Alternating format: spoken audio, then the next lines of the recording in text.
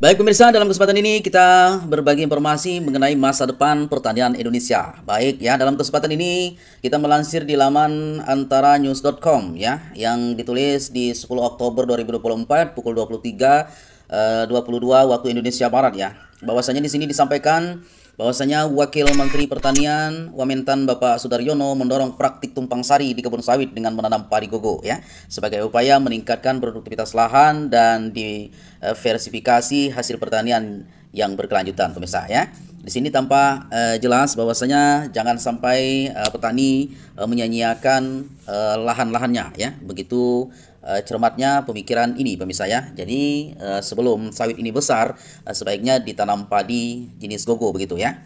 Kita ingin perkebunan sawit bisa ditumpang sarikan dengan padi gogo, ujar beliau ya. Kenapa? Karena ketahanan pangan dalam negeri itu diantaranya adalah padi dan sawit.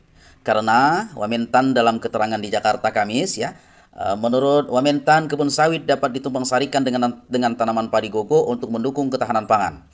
Hal ini sejalan dengan upaya pemerintah dalam meningkatkan produksi padi nasional.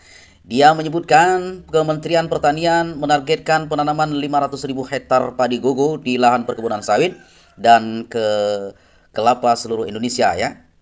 Langkah ini merupakan implementasi program kelapa sawit tumpang sari tanam pangan atau yang bisa disebut dengan kesatria, ujar beliau ya. Sebelumnya Bapak Sudaryono mengajak Asosiasi Petani Kelapa Sawit Indonesia (APKASindo) untuk berfokus pada peningkatan produktivitas sawit nasional. Menurut Wamentan, industri sawit memiliki peran strategis dalam menambah devisa negara dan menjadi lokomotif utama dalam pertumbuhan ekonomi pemirsa ya. Dan ini juga bisa dilakukan bagi rekan-rekan yang baru menanam pokok-pokok getah karet ya, juga boleh ditumpang sarikan menanam jagung atau sejenisnya ya, yang bisa menguatkan ketahanan pangan. Oke. Oleh karena itu Wamentan yang akrab disapa Masdar ini menekankan pentingnya menggenjot produktivitas sawit nasional hingga 17 ton per hektar ya.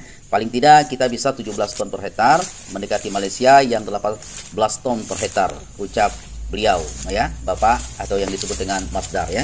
Wamentan menyampaikan pemerintah berkomitmen menjaga sawit sebagai komoditas strategis yang tidak hanya mendukung perekonomian nasional tetapi juga kesejahteraan petani. Saat ini sawit Indonesia menguasai 60% pasar dunia ya, tutur Wamentan.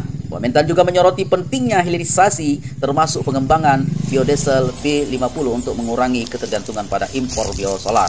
Dengan begitu, tambah Wamentan Indonesia bisa mengembangkan hilirisasi sawit menjadi banyak kebutuhan lain seperti biodiesel B50 yang kini sudah berjalan untuk memenuhi kebutuhan biosolar. Kalau kita bicara sawit, kita punya catatan. Pada ekspor CPO ya, crude palm oil, kita sekaligus menjadikan bahan hilirisasi yang berhasil mengembangkan B35 dan B50. Syukur-syukur kita bisa mengurangi 100% impor biosolar, kata Wamentan. Baik pemirsa, mengenai informasi ini tentu sangat bermanfaat buat rekan-rekan petani yang akan menanam pokok-pokok yang tinggi sebelum itu bisa ditumpang sarikan. Dan ini adalah cara jitu pemirsa, luar biasa ya.